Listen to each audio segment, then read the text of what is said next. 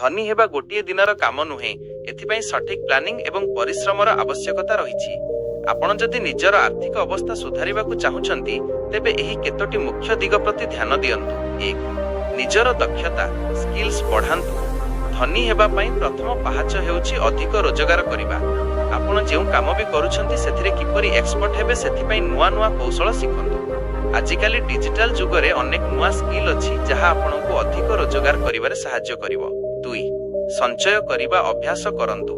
आपण केते टंका रोजगार करूछंती ताहा जेतिकी गुरुत्वपूर्ण, आपण केते टंका बंचाउछंती ताहा ताठारु अधिक गुरुत्वपूर्ण।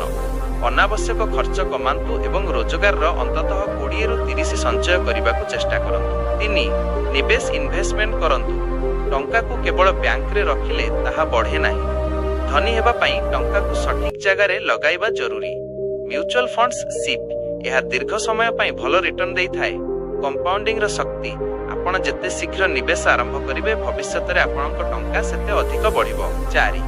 ऋण डेट रु दूरेई रहंतु। अनावश्यक जिनिस पई ऋण करंतु नाही।